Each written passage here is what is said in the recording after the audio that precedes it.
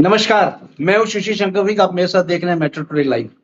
Metro today live में आज आज जो डिस्कस करेंगे वो है चौथे चरण का चुनाव। लोकसभा का 2024 का चौथे चरण का चुनाव हो रहा है। इस समय जनादेश 2024 का है, जिसमें 96 सीटों पे प्रत्याशी उतरे हुए हैं। 1770 प्रत्याशी, जो 1770 प्रत्याशी जो उतरे हुए हैं वो हैं सीट्स। देखें अगर आप स्टेट वाइज सीट्स और कैंडिडेट्स, टोटल है तेलंगाना में 17 सीटें, जिसमें 525 कैंडिडेट उतारे गए हैं।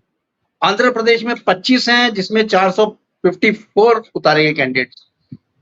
उसके बाद महाराष्ट्र में 11 सीटें हैं, जिसमें 298 प्रत्याशी हैं, और यूपी में 13 सीटें हैं, 130 लोग आए हैं इसमें। वेस्ट बंगाल में 8 हैं, जिसमें 75 लोग कम्पिटिट कर रहे हैं। एमपी में 8 हैं, जिसमें 74 आए। बिहार में 5 सीटें हैं, जिसमें 55 आ रहे हैं कैंडिडेट्स। झारखंड में 4 है, यहाँ 37 आ रहे हैं। जम्मू एंड कश्मीर में 1 सीट है, जबकि जम्मू कश्मीर में फर्स्ट टाइम इलेक्शन हो रहा है। यहाँ पे 24 कैंडिडेट्स अपनी किस्मत आजमा रहे हैं। इस तरह टोटल 96 सीटें हैं, जिसमें 1717 कैंडिडेट्स अपनी किस्मत आजमा रहे हैं। ये चौथे चरण का जो चुनाव है, ये बहुत कैंडिडेट्स की किस्मत खोलेगा और कई लोगों की किस्मत बंद भी करेगा। इसमें मेन जो है गिरिराज सिंह जी हैं, बेगूसराय से लड़ रहे हैं, बिहार से।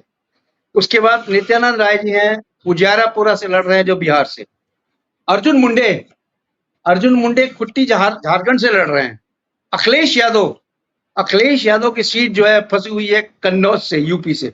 इस तरह से कई लोग हैं। यूसुफ पठान जी ब्रह्मपुरा से लड़ रहे हैं, यूपी से।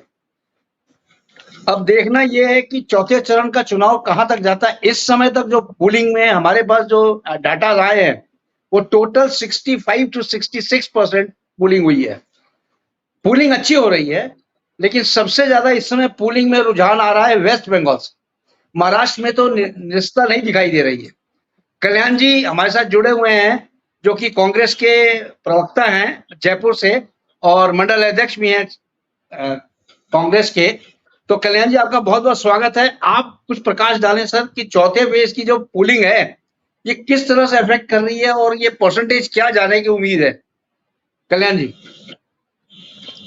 देखिए, पिछली बार की अपेक्षा अभी भी पोलिंग कम है, और मेरा यह मानना है कि पिछले टाइम पे जो पोलिंग हुई थी, उससे ये परसेंटेज 2.5 से 3% या 5% के लगभग लो जाएगी।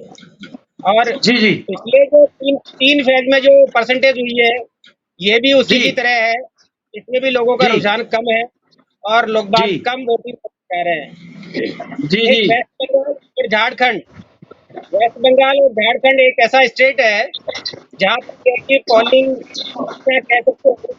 बाकी उसमें भी है कि लास्ट टाइम के नियर अबाउट नहीं है, उसमें भी 2% 1% कमी रहेगी। और धीरे धीरे करके ये बीजेपी के खेमे में पलटाट मचा रही है, और बीजेपी के को और हमारे आदरणीय महामहिम प्रधानमंत्री जी को बहुत कुछ सोचने के लिए मजबूर कर रही है। इसी को लेकर वो सारा जोर लगा रहे हैं, और उनको ये चौथा फेज जो है एक क्रूशियल टाइम है उनके लिए, और ये उनकी सीट डिसाइड कर देगा कि वो सीट पर पूरे आ पाएंगे या इससे बाहर जाएंगे। तो ये शाम तक 1.5 घंटे में और क्लियर हो जाएगा, क्योंकि अभी 5 के लगभग टाइम हो गया है और 6, साढ़े 6, 7 बजे तक पोलिंग है। अभी घंटे 1.5 घंटे में ये पोलिंग हो जाएगी, तो उसके बाद में ये बहुत कुछ डिसाइड हो जाएगा। क्योंकि ये एटलीस्ट मान के चलिए कि 4 फेज में हमारे 70% के लगभग पोलिंग हो चुकी है। अब 30% पोलिंग बाकी है, और 30% पोलिंग ऐसी जगह पर है जहाँ पर यह है कि बीजेपी का बहुत ज्यादा वर्चस्व नहीं है, या बीजेपी के बहुत ज्यादा उम्मीदवार, ये कह लो कि आपके वोटर्स नहीं है। तो ये 70% बीजेपी के पक्ष में हुई है और हो रही है, तो बीजेपी पुनः 200, 250, 250 सीटों के करीब पहुंच सकती है। और अगर ये चौथा फेज भी लो वोटिंग रहा मेरा मानना है कि बीजेपी 200 सीट के अंदर सिमट के रह जाएगी। जी मैं जी। आपके माध्यम से अब बताना चाहूंगा कि पश्चिम बंगाल में, वेस्ट बंगाल में जो है, वहां पर माइनॉरिटी ज्यादा है और वहां पर परसेंटेज हाई है अभी वोटिंग का। इसी तरह से झारखंड है, झारखंड में परसेंटेज अभी बहुत हाई है। तो दोनों जगह दबाकर वोट करना है, ये भी एक बीजेपी के लिए चिंता का कारण है और ये एनडीए पार्टी के लिए बहुत बड़ा चिंता का कारण हो जाएगा कि इससे कैसे निजात पाई जाए। जी और जी। धीरे धीरे अब लोग बागों का रुझान खत्म होता जा रहा है और हमारे प्रधानमंत्री जी भी धीरे धीरे हर मीटिंग में जोर शोर से अपने स्टेटमेंट बदलते जा रहे हैं, अपने एक स्थिति बदलते जा रहे हैं। वो हम्म। जो है कभी 400 पार का मुद्दा या कभी राम मंदिर का मुद्दा या खालिस्तानियों का मुद्दा या जी बंगलादेश जी का जी। मुद्दा, ये धीरे धीरे छोड़ते हुए वो पाकिस्तान को चूड़ियां पहनाने पर आ गए हैं। कि जी जी। किसी ने भी स्टेटमेंट दिया कि पाकिस्तान चूड़ियां नहीं पहन रखी है, वो कह रहे हैं कि हम पाकिस्तान को चूड़ियां पहना देंगे। तो चूड़ियां पहनाना नहीं पहनाना बात की बात है, अभी तो ये है कि इनको देश के बारे में सोचना चाहिए कि देश की स्थिति क्या है। न कभी बेरोजगारी पे बात करते हैं, न महंगाई पे बात करते हैं, न देश की शिक्षा पे बात करते हैं, न देश के किसी प्रोग्रेस के बारे में बात करते हैं और न ही जनता के लिए बात करते हैं कि हम अगर फ्यूचर में अगर हमारी गवर्नमेंट में अगर आती है तो हम पब्लिक के लिए ये सुविधाएं देंगे या ये सुविधाएं हमारी प्लानिंग है, हम पहले ये दी थी अब ये देंगे।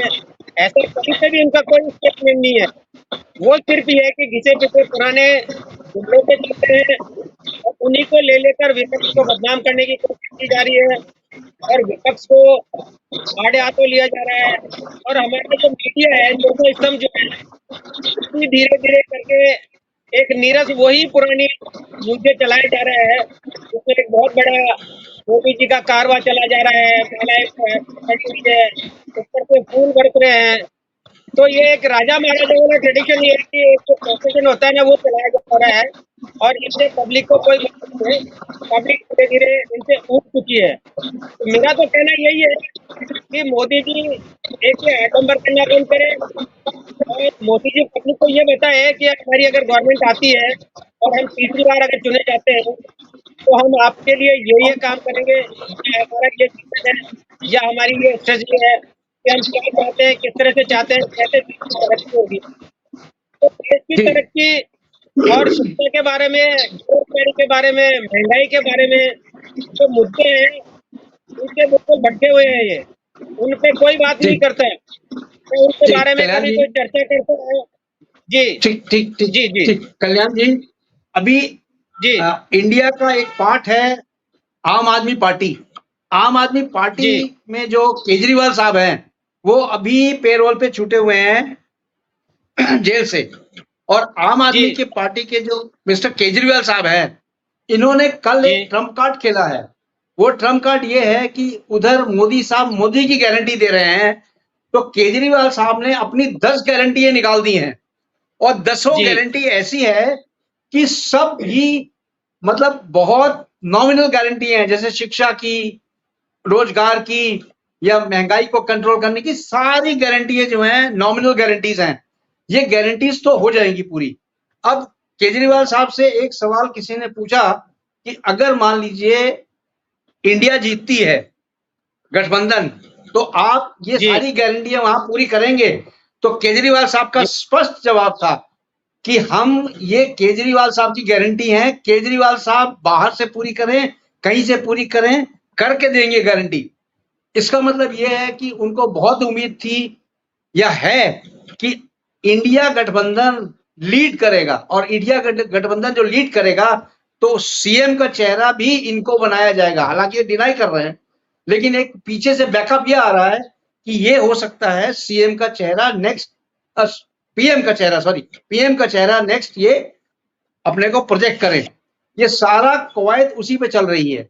अगर ये पीएम का चेहरा अपने को प्रोजेक्ट करते हैं तो इसमें फिर इंडिया गठबंधन में तोड़ हो जाएगा। अब तोड़ देखना है कि किस तरह होता है। आपकी इसमें क्या राय है, बताएं। देखिए, मैं क्योंकि इस आपके समय माध्यम से राहुल गांधी बताना भी बड़े चाहूंगा, आक्रामक हो गए हैं। जी जी, मैं बोले। आपके माध्यम से आपके माध्यम से बताना चाहूंगा कि जी जी पीएम कौन होगा ये तो इंडिया की विजय होने पर ही या इंडिया की गवर्नमेंट बनने पर ही पता लगेगा। बाकी जी जितनी अलायंस है और जितने भी ये सब साथ मिलकर लड़ रहे हैं, उन्होंने ऑलरेडी कुछ इस तरह का एक सेटलमेंट या इस तरह का एक एग्रीमेंट या इस तरह का एक जो म्यूचुअल अंडरस्टैंडिंग कर रखी है कि उसके जी जी थ्रू जाएंगे कि कौन जीतता है कौन हारता है या कुछ चीजें रहती है। तो एक इनका सीक्रेट प्लान है, इंडिया का सीक्रेट प्लान है। और आने वाले टाइम पे कौन पीएम बनेगा ये तो जीतने के बाद ही पता लगेगा। जी और जी बाकी मेरा ये मानना है कि राहुल जी है, केजरीवाल साहब है या फिर अखिलेश जी है, ये ऐसे लोग बाग हैं जो पीएम का चेहरा बन सकते हैं और इन पर सहमति हो सकती है। वो डिपेंड करता है कि जीतने के बाद में कि केजरीवाल साहब के पास में कितनी सीटें आती है, कितने स्टेट जी जीतते जी हैं या आयोग की कितनी सीटें जीतते हैं और कांग्रेस को कितनी सीटें मिलती है। तो ये बहुत बड़ा इशू नहीं है, ये ऑलरेडी इन्होंने सेटल कर दिया है कि भाई कौन सा होगा कैसे होगा। ये इनकी एक जो प्लानिंग है या एक इनका एग्रीमेंट है वो ऑलरेडी सेटल्ड है, ये इसको डिस्क्लोज नहीं कर रहे। अभी इनका मेन फोकस यही है कि सबको एक साथ रहना है और एक साथ मिलकर लड़ना है। और जो ये इस तरह का जो तानाशाही रवैया अपना रखा है, एक डिक्टेटरशिप जी जो चला रखी है कि जिसको चाहो उसको पकड़ के बंद कर दो, जिसको चाहो उस पर ईडी का छापा डाल दो, जिसको चाहो उसको जो है अंदर कर दो। अभी तो पोजीशन ये हो रही है कि कोर्ट में भी, हालांकि मैं कोर्ट के खिलाफ नहीं ये बोल रहा है, मैं कोर्ट के खिलाफ जाना चाहता हूँ, मगर कोर्ट में भी सिचुएशन ये है कि फैसला जो है रिटर्न करके उसको पेंडिंग कर दिया जाता है। तो एक बहुत बड़ी स्थिति है कि अगर मतलब फैसला अगर करना ही है तो उसको रिजर्व करने की आवश्यकता नहीं है, इमीडिएटली या तो विद इन वीक है या विद इन 15 डेज है, उसको डिस्क्लोज करके डेट देके उसको डिक्लाइन कर देना चाहिए, तो फैसला दे देना चाहिए। मगर आजकल नई जी जी परिपाटी चली है कि फैसला रिजर्व करने के नाम पे 2-2 महीने 3-3 महीने उसको पेंडिंग करके छोड़ दिया जाता है। और जो आदमी जो काम करना चाहता है, जैसे कि अभी केजरीवाल साहब के साथ में ऐसा हुआ, शिबू सोरेन साहब के साथ में भी ऐसा हुआ। तो शिबू सोरेन साहब के लिए भी यही कहा गया कि भाई हम जो है आपको, हमारे पास बहुत सारे केसेस जो है पेंडिंग पड़े हैं, हम आपको डेट नहीं दे सकते। तो उसके लिए सिब्बल साहब ने और किसान जी ने यही कहा कि भाई अगर आप डेट नहीं दे सकते तो हम केस विड्रॉ कर लेते हैं, ये कोई मतलब नहीं है, क्योंकि तो से निकल जाएगा। हमारा मेन मोटिव ये था कि अगर आप पहला सुन लेते हैं तो हो सकता है शायद शिबू सोरेन को बेल मिल जाए। और इस प्रेशर में आपने फिर उनको शुक्रवार की डेट दी है, जैसे कि टीवी पे न्यूज में देखा उनको शुक्रवार की हियरिंग डेट मिल गई है। तो एक ये अच्छी परिपाटी नहीं है कि आप उसको एक पेंडिंग कर दे कि साहब केस जो है रिजर्व करके छोड़ दिया गया है या मेरे पास तो इस तरह का है। तो कहीं न कहीं तो कोई तो करना पड़ेगा कि ये देश का मामला है, अब 5 साल बाद में आता है, अगर 5 साल निकल गए, ये टाइमिंग निकल गया, तो फिर 5 साल तक तो अपनी अपनी पार्टी के लिए या अपनी सफाई के लिए कोई प्रचार प्रसार नहीं कर सकता है। तो कोर्ट को भी कहीं न कहीं कंसिडर करना चाहिए और हमारी जुडिशियल कस्टडी है वो किसी के प्रेशर में नहीं आना चाहिए, उनको सेल्फ डिसीजन लेना चाहिए। और जो उचित हो, अगर उनको मान लो बेल नहीं देनी है तो उसको डिक्लाइन कर देना चाहिए। और अगर बेल मिलने की कहीं संभावना है और उनको लगता है कि बेल देनी चाहिए तो उनको हाथ में बेल दे देनी चाहिए। मेरा तो मानना यही है। बाकी अब जो है बीजेपी बौखलाहट में है, अब बीजेपी बौखलाहट जी में जी है, अब उनको एहसास हो चुका है कि हम 200 सीट भी पार नहीं कर रहे हैं, इसलिए वो जी सारे हथकंडे अपनाए जा रहे हैं।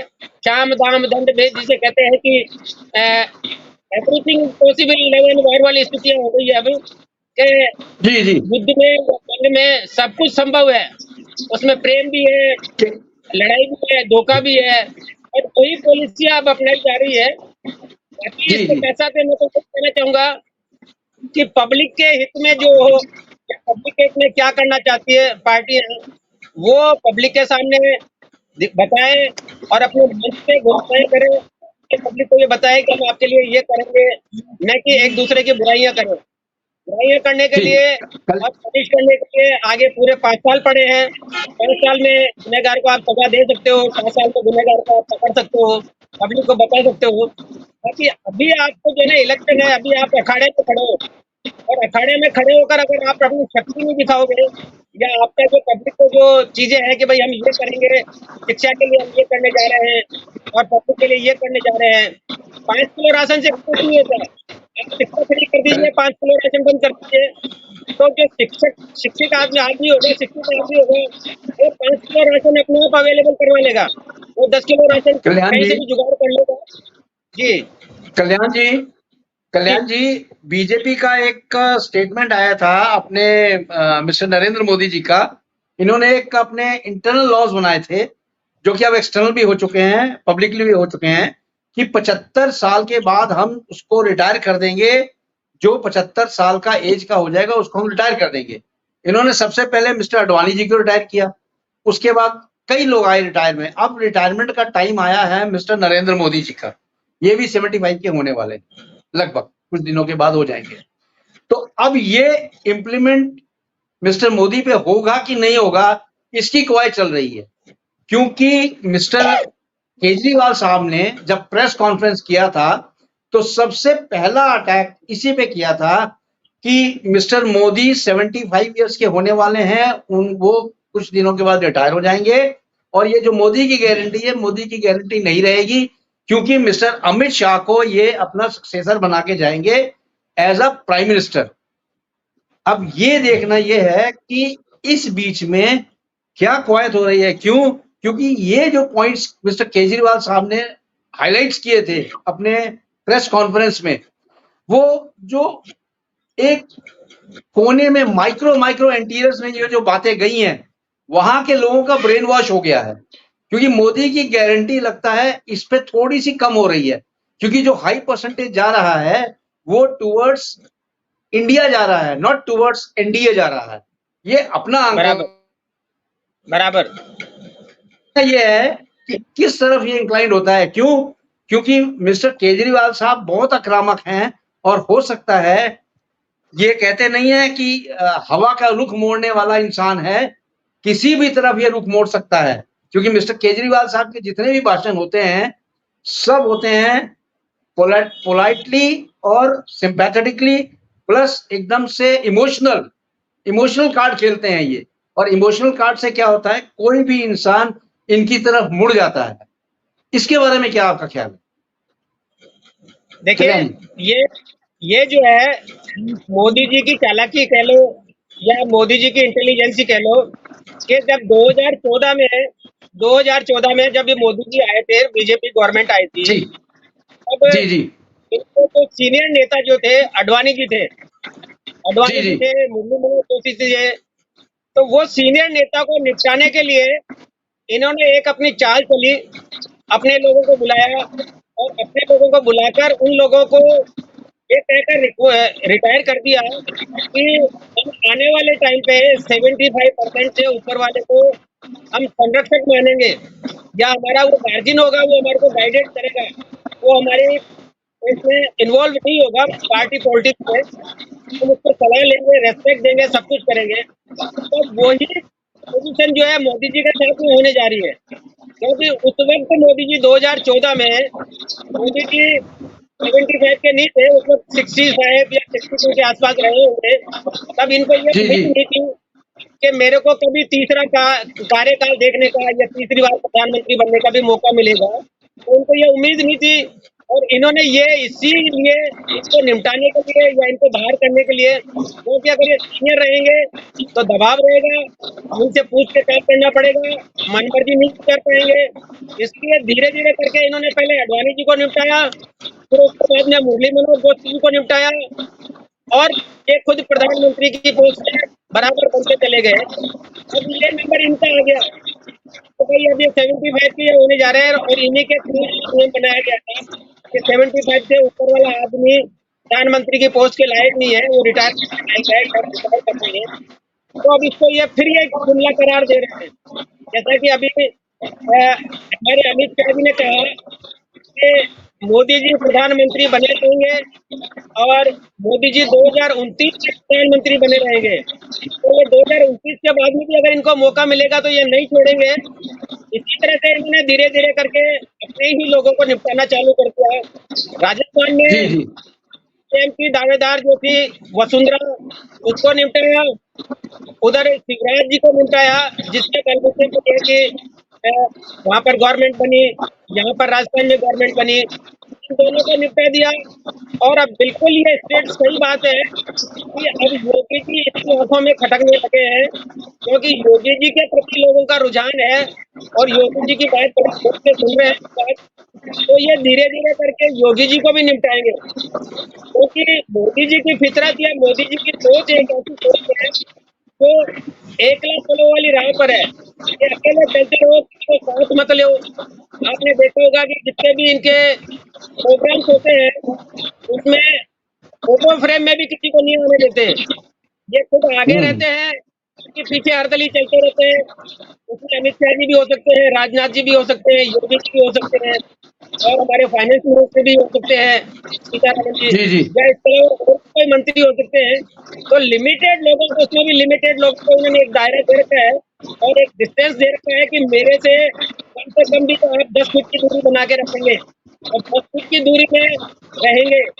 मैंने आज तक इनका कोई ऐसा फोटो नहीं देखा जिसमें यह है कि कहीं कहीं ये चल रहे हैं, कोई इनोग्रेशन कर रहे हैं या और कोई रोड शो कर रहे हैं, उसमें ये इनके आगे कोई आदमी आ गया हो या इनके साइड पे या बगल में कोई आदमी आ गया हो, तो ये चीजें इनको बर्दाश्त नहीं है। तो जो आदमी अपने साइड में या फोटो में किसी आदमी को बर्दाश्त नहीं कर सकता, तो उसके बारे में आप कल्पना कर सकते हैं कि वो आपकी सीट के बारे में कैसे शेयर करेगा, और प्रधानमंत्री की सीट कैसे शेयर करेगा। तो ये धीरे धीरे करके इनको निपटाएंगे और मेरे पास अगर आ गए तो ये फिर वही अकेले एकला चलो वाली नीचे पर रहेंगे और सब लोगों को डोमिनेटेड करेंगे। मेरी सोच ये है, पर्सनल सोच है, और मैं जी आपके माध्यम से बताना चाह रहा हूँ कि ये उनकी नीति शुरू से रही है और आगे भी रहेगी, क्योंकि जो आदमी का नेचर होता है वो छूटता नहीं है और ये इनका नेचर है। वोट लेकर जी कल्याण जी, अभी तक की जो पोलिंग चल रही है उस हिसाब से तो ये लग रहा है कि इंडिया गठबंधन को लीड मिल रही है। जो इंटरनल खबर आ रही है, इंटरनल खबर ये आ रही है कि इंडिया गठबंधन को लीड मिल रही है और एनडीए पिछड़ रहा है।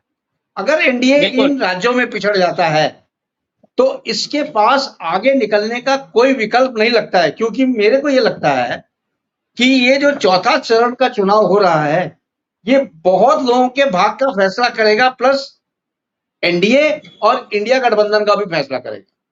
क्यों? क्योंकि बिल्कुल पांचवा चरण, छठा चरण और सातवां चरण, 3 चरण में कोई ज्यादा तीर नहीं मारने वाला रह गया है। जो तीर लगेगा आज ही लगेगा निशाने पे।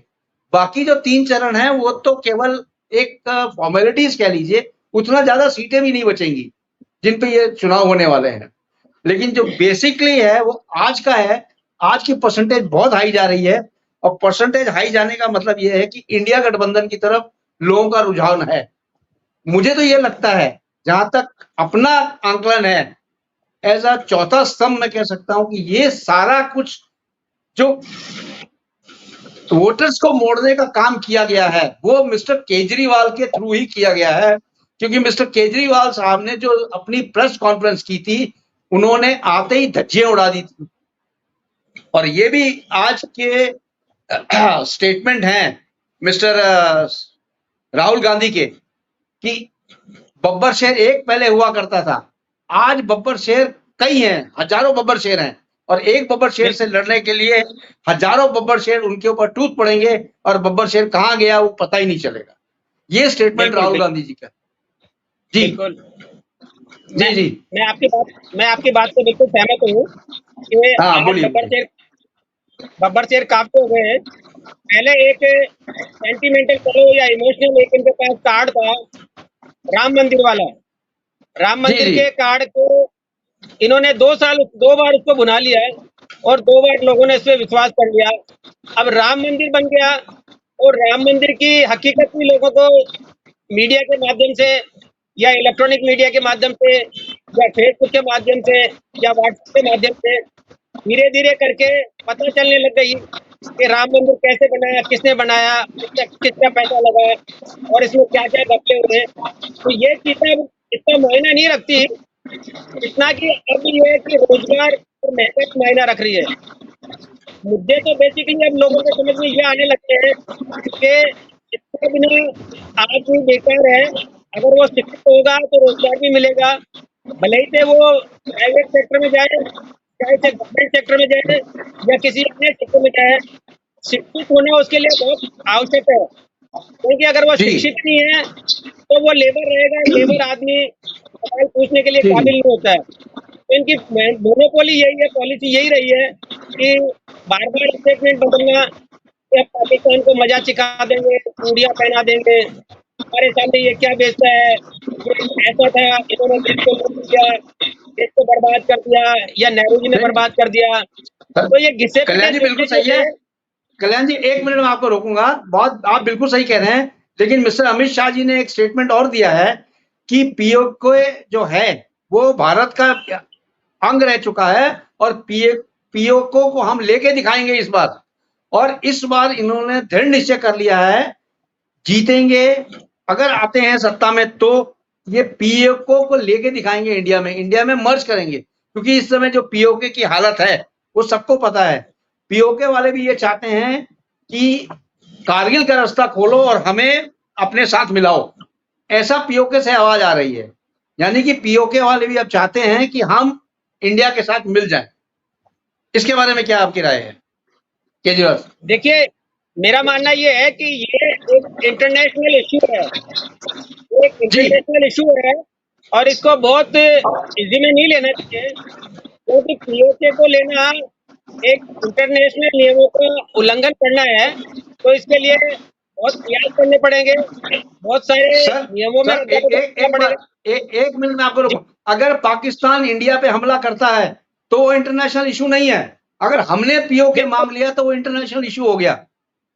बिल्कुल। क्यों? अगर ये आप अगर कहना चाहते हैं? पाकिस्तान हमला करता है, ये आपकी बात से मैं सहमत हूँ, अगर पाकिस्तान हमला करता है पहले और फिर जी इंडिया अगर उसको ऑक्युपाइड करता है, कश्मीर को फिर जी ऑक्युपाइड करता है पीओके को, तो वो एक इंटरनेशनल इशू नहीं है। बाकी जी आप हमला करके या आप उनसे मांग के या आप उससे रजामंदी करके उसको ऑक्युपाइड नहीं कर सकते। अभी पाकिस्तान में जो पाकिस्तान ऑक्युपाइड कश्मीर है उसमें हालात खराब है, वहाँ की पब्लिक और वहाँ की पाकिस्तान की सेना जो है आमने सामने है और एक विद्रोह की स्थिति है। तो इसमें तो यही हो सकता है कि पाकिस्तान या तो वहाँ पर हमला करे पीओके पे और इंडिया उसको मदद दे। तो एक्चुअल स्थिति तो तब होगी जब हम कश्मीर ये अगर मान लो गवर्नमेंट इनकी पूरी मेजोरिटी में आती है और ये जी जी जी लेने के लिए तैयार होती है, तब तो इस तरह की एग्जैक्टली, स्थितियां होती है। बिल्कुल अदरवाइज ये बिल्कुल है कि पाकिस्तान ऑक्युपाइड कश्मीर का भी एक तरह का जुमला है ताकि पब्लिक को बहका सके, पब्लिक को कर सके। क्योंकि मेरा मानना यह है कि अगर पाकिस्तान को अगर लेते हैं या पाकिस्तान जी ऑक्युपाइड कश्मीर को इंडिया में मिलाते हैं तो हमारे पास जो 20% या 15% या 25% अभी दूसरी कम्युनिटी के लोग बाग हैं, उसमें वो जी जी 10% और इजाफा कर देंगे, वो 10% और इजाफा जी कर जी देंगे। तो शांति बहाल करना इनके लिए बहुत मुश्किल हो जाएगा और इनकी गले की घंटी बन जाएगा। इसलिए ये जुमला है और ये बहुत इसलिए नहीं कह सकते कि धारा 370 हटाने वाला जैसा जुमला नहीं है कि धारा 370 जी आपके जी पास मौजूद थी, तो आपके पास में ऑक्युपाइड था और आपने उसमें जो है जी कि आप जमीन खरीद करो जी के लिए जी आपने परमिशन दी। तो वैसा ऑक्युपाइड कश्मीर में और हमारे कश्मीर में बहुत जमीन आसमान का फर्क है। ये दोनों जी एक ही जी पार्ट है वैसे तो। बाकी ये 1947 के जो नियम कानून है, जो एग्रीमेंट है, आप उसको चैलेंज करना पड़ेगा या फिर ये कि दोनों सेनाओं को आमने सामने लड़ना पड़ेगा, तब जाके जी जी ऑक्युपाइड हो सकता है। वरना तो ये मेरे हिसाब हम्म, से एक जुमला ही है फिलहाल। और ये जुमला जी दे जी के पब्लिक को बहका रहे हैं और पब्लिक इनको बहकाने नहीं आएगी। वो चीज है। जी जी कल्याण जी, आपका बहुत बहुत शुक्रिया जुड़ने के लिए मेट्रो टुडे लाइव से और स्पष्टीकरण देने के लिए। टाइम हमारे पास इतना ही था। बहुत थैंक यू, बहुत धन्यवाद आपका जुड़ने के लिए मेट्रो टुडे लाइव से। जय हिंद, थैंक यू, जय भारत। जय हिंद, जय हिंद, जय भारत सर।